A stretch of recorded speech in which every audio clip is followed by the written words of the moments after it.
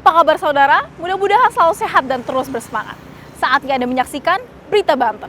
Bersama saya, Arina Syaumita.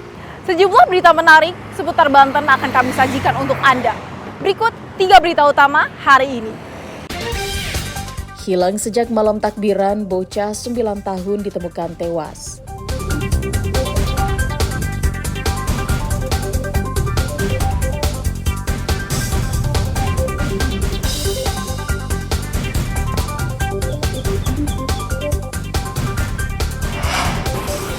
Libur Lebaran, sampah menumpuk dan keluarkan aroma tidak sedap.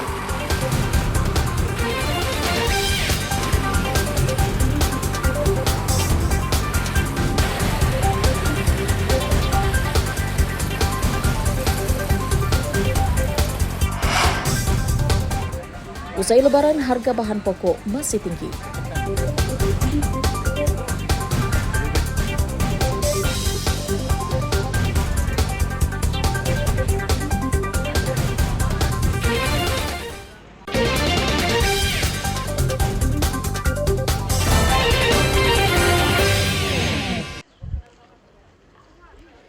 Warga desa Kaserangan, Kecamatan Pontang, Kabupaten Serang, digegerkan dengan penemuan mayat berjenis kelamin laki-laki di Sungai Kalimati. Saat ditemukan, jenazah sudah membusuk karena diperkirakan sudah meninggal lebih dari 3 hari. Awalnya warga mengira jika jasad tersebut boneka yang mengambang. Namun karena penasaran, warga mendekat dan memastikan jika yang ditemukan adalah sesosok mayat. Awalnya warga tidak mengenali jenazah tersebut, namun dengan ciri-ciri pakaian yang dikenakan, warga mengenali jika jenazah tersebut yakni Baitil Uza yang merupakan bocah berusia 9 tahun yang hilang beberapa hari lalu. Baitil Uza awalnya dilaporkan hilang sejak Selasa malam lalu atau bertepatan dengan malam takbiran. Pihak keluarga dan warga sempat mencari korban namun tidak berhasil menemukannya. Main kayaknya itu sama teman-temannya, tapi nggak pulang ke rumah.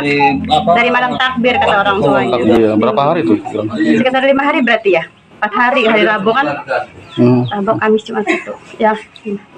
Ketemu hari Minggu pagi, Minggu jam 9.30. Berdasarkan hasil pemeriksaan, polisi memastikan jika jenazah yang ditemukan merupakan bocah 9 tahun yang dikabarkan hilang sejak malam Lebaran lalu. Hasil dari cek TKP benar ditemukan jasad yang mengambang di sebuah sungai di Desa Kaserangan, Kecamatan Ciruas. Selanjutnya jasad tersebut kita evakuasi dan dibawa ke Rumah Sakit Bayangkara Polda Banten untuk dilakukan pemeriksaan secara medis. Sempat dibawa ke Rumah Sakit Bayangkara Serang, namun karena permintaan keluarga, jenazah tidak diotopsi dan langsung diserahkan ke keluarga untuk dimakamkan. Ariel Maranus dan Ahmad Sayudi melaporkan dari Kabupaten Serang.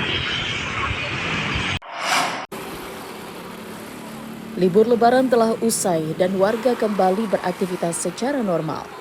Namun libur Lebaran sekitar 1 minggu ternyata berdampak terhadap aktivitas pembuangan sampah di wilayah Tangerang Selatan. Karena petugas kebersihan sampah yang biasa bertugas juga ikut libur Lebaran.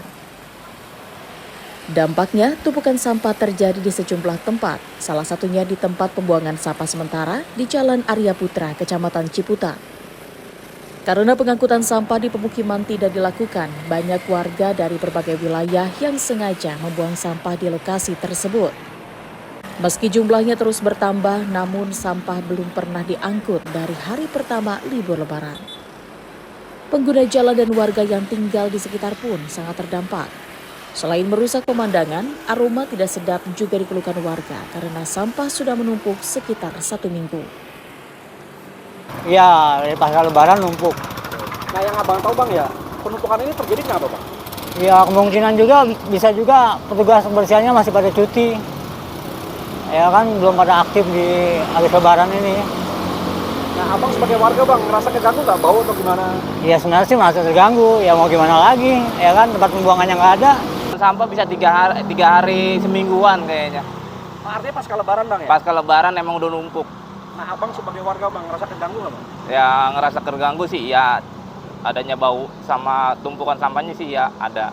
Nah, yang abang tahu ya informasinya ini, ini nggak diangkut karena kenapa bang yang abang tahu? Bang? Ya kemungkinan dari pihak ininya kali ya, mobil apa transportasinya apa gimana, saya nggak kurang paham juga masalah situnya. Warga berharap kepada Dinas Lingkungan Hidup segera mengangkat tumpukan sampah dari lokasi sehingga bisa kembali bersih. Ariel Maranus dan Syabudi Natar melaporkan dari Tangerang Selatan. Cuti libur lebaran telah usai. Sejumlah aparatur sipil negara sudah kembali ke kantor dan melayani masyarakat. Namun para pelajar baru masuk sekolah pada Senin pekan depan. Kondisi ini pun dimanfaatkan oleh sejumlah warga yang sudah berusia di atas 17 tahun untuk mengurus kartu tanda penduduk atau KTP. Di hari pertama masuk kerja, permintaan pembuat KTP di kantor Dinas Dukcapil Kota Serang cukup tinggi. Bahkan sejumlah pelajar yang akan membuat KTP mengaku harus mengantre lebih dari 1 jam untuk bisa mendapatkan giliran untuk perekaman identitas KTP elektronik. Ini masih sekolah? Masih sekolah. Oh, masih sekolah. Om rekaman. Ini sengaja libur sekolah buat bikin KTP sebenarnya. Udah nunggu berapa lama di? Udah sejam setengah. Tadi kondisinya emang di sini ramai apa gimana tadi pagi? Lumayan ramai ya.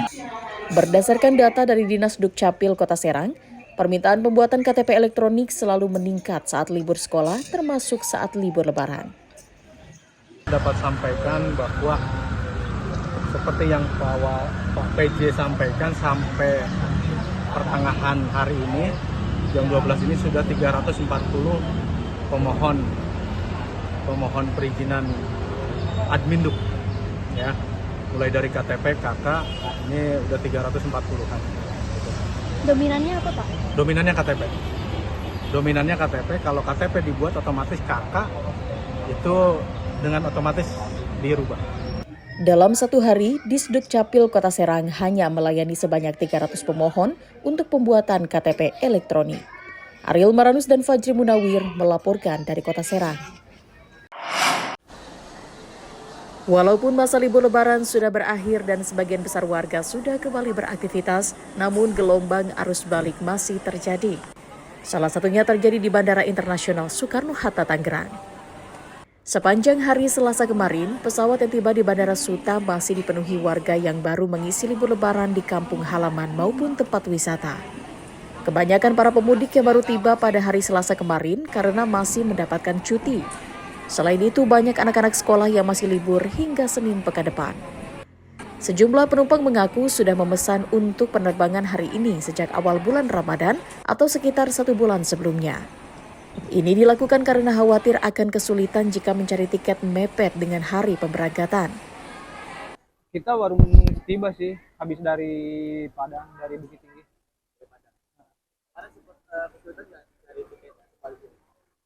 Kesulitan sih enggak, karena kita tuh udah mesen di awal-awal. Jadi awal Ramadan pas bukaan itu udah langsung mesen. Kalau naik mah kayaknya ada sih ketika di awal itu ya, naik. Kalau normalnya sih sekitar 900-an ya. Kemarin kita dapat tiket tuh udah di 1,5-an, 1,6. Berdasarkan data pengelola Bandara Soekarno-Hatta, sepanjang hari Selasa kemarin sekitar 82.000 penumpang tiba di Bandara Soekarno-Hatta. Sementara 69.000 penumpang berangkat dari Bandara Suta dengan pergerakan pesawat mencapai 1.056 penerbangan. Ariel Maranus dan Taufik Saleh melaporkan dari Kota Tangerang.